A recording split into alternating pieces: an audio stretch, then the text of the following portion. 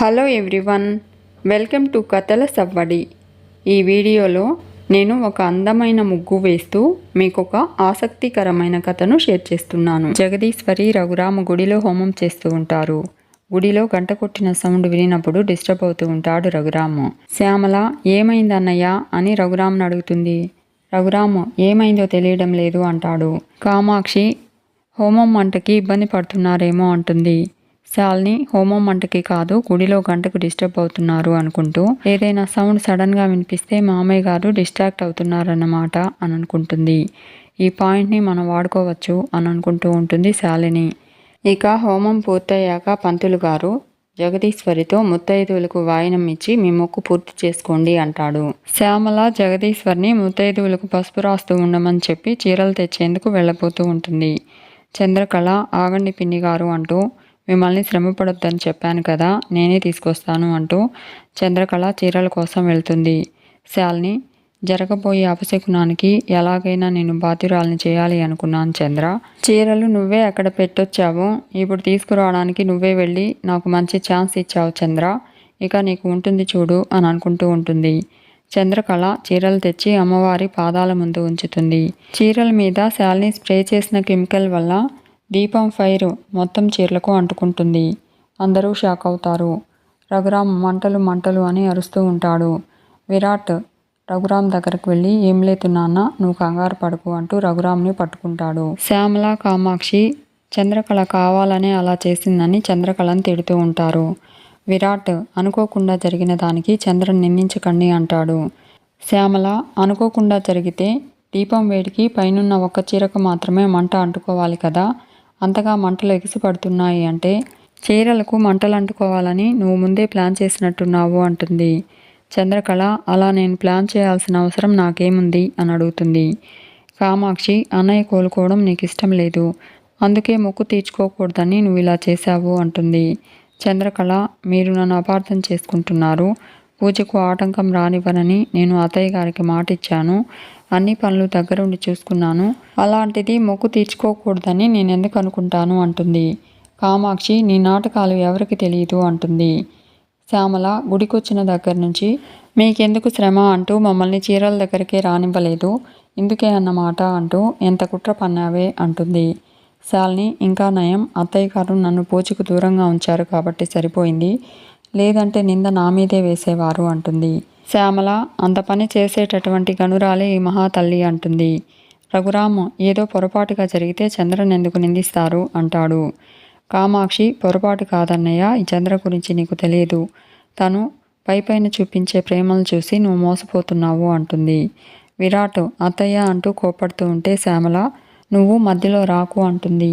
మీ ఆవిడ చేసిన పని వల్ల ఫలితం అనుభవించేది మా అన్నయ్య వదిన, తను చేసిన పాపానికి ఏం చేసి పరిహారం చేసుకోగలుగుతారు, మొక్కు చెల్లించకపోతే మీ అమ్మ ఎంత బాధపడుతుందో నీకు తెలుసా అని అడుగుతుంది. జగదీశ్వరి బాధపడుతూ ఉండడం చూసి చంద్రకళతో ఇది చూడడానికే కదా నువ్వు ఇలా చేసింది, మీ అత్తయ్యను బాగా చూడు, ఇప్పుడు నీకు తృప్తిగా ఉందనుకుంటాను అంటుంది. శాలిని సైగ చేయడంతో శాలిని తీసుకొచ్చిన ముత్తైదులు కూడా ముత్తైదువులకు ఇచ్చే చీరలు కాలిపోతే ఎంత అపచారం అంటారు. పాపం మీ అత్తయ్య గారు అంత కష్టపడి మొక్కు తీర్చుకోవాలనుకుంటే అజాగ్రత్తతో అరిష్టం కలిగేలా చేశావు, సొంతింటి మనుషుల మీద నీకు అంత పగేంటి అంటూ ఆడతాని సౌభాగ్యంతో ఆటాడుకోవాలనుకోవడం మీకు మంచిది కాదు అంటారు. శ్యామలు కూడా తిట్టబోతూ ఉంటే జగదీశ్వరి ఇక ఆపండి అంటుంది. అమ్మవారి దగ్గరకు వెళ్ళి నమస్కారం చేసుకుంటూ తల్లి తప్పు జరిగింది, నన్ను క్షమించు, కుటుంబంతో వచ్చి మొక్కు చెల్లించుకుంటానని దండం పెట్టుకున్నాను, కానీ ఈసారి నేను నా భర్త మాత్రమే వచ్చి మళ్ళీ హోమం జరిపించి మొక్కు తీర్చుకుంటాము, ఇప్పుడు జరిగిన తప్పును మన్నించి నా భర్త ఆరోగ్యానికి ఎలాంటి నష్టం జరగకుండా కాపాడు తల్లి అని కన్నీళ్లతో ప్రార్థిస్తుంది జగదీశ్వరి. చంద్రకళ జగదీశ్వరిని చూసి తను కూడా బాధపడుతూ అత్తయ్య నన్ను క్షమించండి అంటుంది. శ్యామల సిగ్గు లేకుండా క్షమాపణ అడుగుతున్నావా అంటూ కోపడుతూ ఉంటే విరాట్ అత్తయ్య జరిగింది పొరపాటు మాత్రమే, ఇలాంటి పనులు కావాలని చంద్ర ఇప్పుడే కాదు ఎప్పుడూ చేయదు అంటాడు. కామాక్షి విరాట్తో వాదించి లాభం లేదు అంటూ పదండి వెళ్దాం అంటుంది. ఇక చంద్రకళ బాధపడుతూ ఉంటుంది. విరాట్ చంద్రకళ దగ్గరకు వస్తాడు. చంద్రకళ నిజంగా జరిగిన దాంట్లో నా తప్పేం లేదు బావా అంటుంది. విరాట్ నాకు తెలుసు చంద్ర అంటాడు. నేను నమ్ముతాను, అందరూ నమ్మరు కదా, వాళ్ళు నువ్వే కావాలని చేశావనుకుంటున్నారు. తప్పు నీది కాదు చంద్ర, పరిస్థితులది.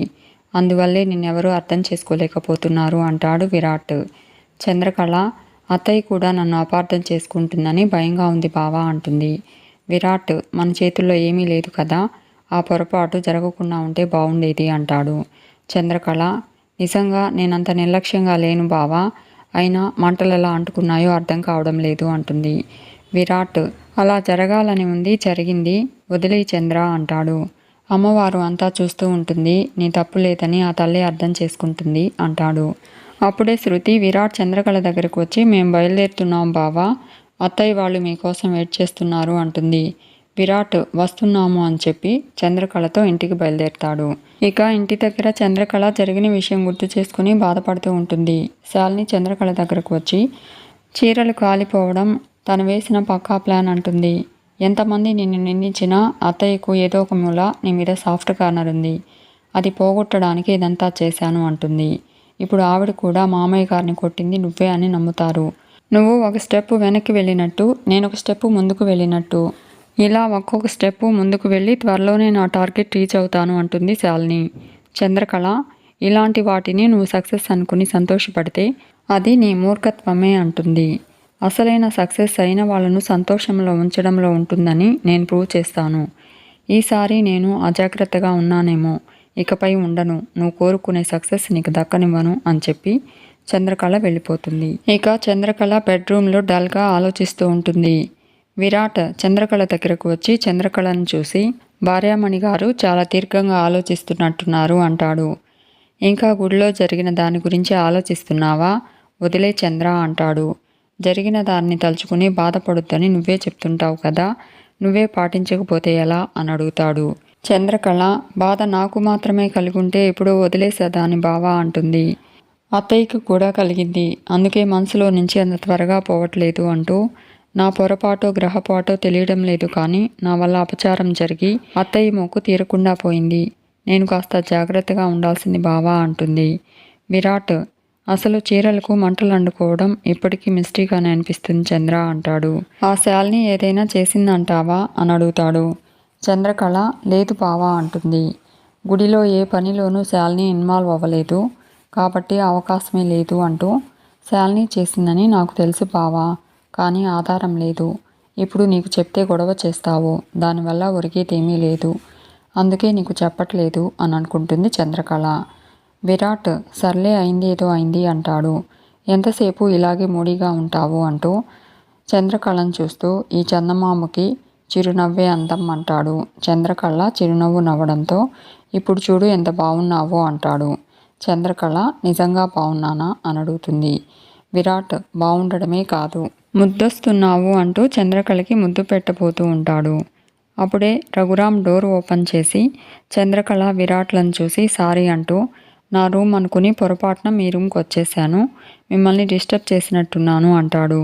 చంద్రకళ అదేం లేదు మామయ్య అంటుంది. రఘురామ్ చూడమ్మా, నేను మీ వయసు దాటి వచ్చిన వాడినే, నేను అర్థం చేసుకోగలను, మీకన్నా చిన్నవాళ్ళు అడ్వాన్స్ అయిపోయారు, మీరు వాళ్ళతో పోటీ పడాలన్న ఆలోచన సహజం, అందులో తప్పేం లేదు. ఇంట్లో ఇద్దరు పిల్లలు ఒకేసారి సందడి చేస్తూ ఉంటే మాకు డబుల్ సంతోషంగా ఉంటుంది అంటూ సరే నేను వెళ్ళొస్తాను, మీరు డోర్ లాక్ చేసుకోండి అని చెప్పి రఘురామ్ వెళ్ళిపోతాడు.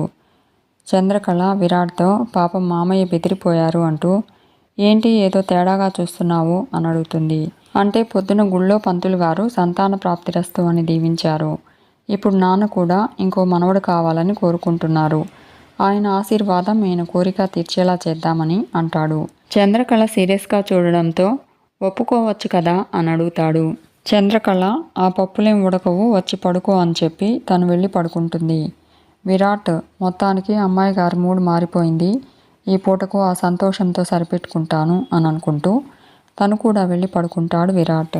ఇక క్రాంతి శాలినిని రూమ్ లోపలికి తీసుకుని వచ్చి శాలినిని బెడ్ మీద కూర్చోబెట్టి రెస్ట్ తీసుకోమంటే వినకుండా ఎప్పుడూ అటు ఇటు తిరుగుతూ ఉంటావు, అందుకే లాక్కొచ్చి కూర్చోబెట్టాను అంటాడు.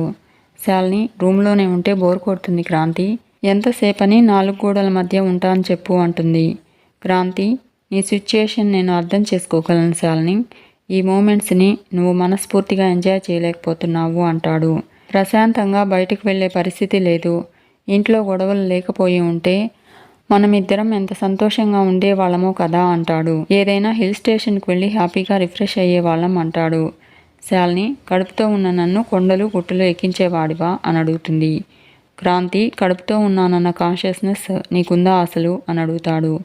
శాలిని అలా అంటావేంటి క్రాంతి, ఇప్పుడు నేనేం చేశాను అని అడుగుతుంది. క్రాంతి టాబ్లెట్స్ వేసుకున్నావా అని అడుగుతాడు. శాలిని సైలెంట్గా పక్కకు తిరుగుతుంది.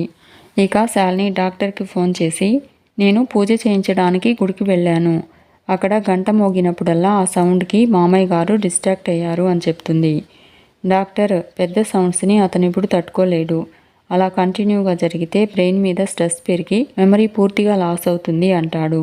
శాలిని థ్యాంక్ యూ డాక్టర్ అంటుంది. రఘురామ్ హాల్లో కూర్చుని ఏదో తింటూ ఉంటాడు. శాలిని మేడ మీద నిల్చుని చంద్ర నువ్వు ఎక్స్పెక్ట్ చేయని సిచ్యుయేషన్ని నేను క్రియేట్ చేయబోతున్నాను, నింద మోయడానికి రెడీగా ఉండు అని అనుకుంటుంది. చంద్రకళ పక్క గదిలో చీపురుతో గది ఊడుస్తూ ఉంటుంది. శాలిని పూల కుండీని కిందికి విసిరేస్తుంది. ఆ సౌండ్ విని రఘురామ్ పెద్దగా అరుస్తూ ఉంటాడు. రఘురామ్ అరుపులు విని చంద్రకళ చీపురు పట్టుకుని పైనుంచి కిందికి చూస్తుంది. అందరూ కంగారు పడుతూ రఘురామ్ దగ్గరకు వస్తారు. కామాక్షి కింద పడిన కుండీని చూసి ఇదెక్కడి నుంచి పడింది అని అడుగుతుంది. విరాట్తో పాటు అందరూ పైన నిలబడి ఉన్న చంద్రకళను చూస్తూ ఉంటారు. మీకు ఈ వీడియో నచ్చితే లైక్ చేయండి, షేర్ చేయండి, తప్పకుండా సబ్స్క్రైబ్ చేసుకోండి. Thanks for watching.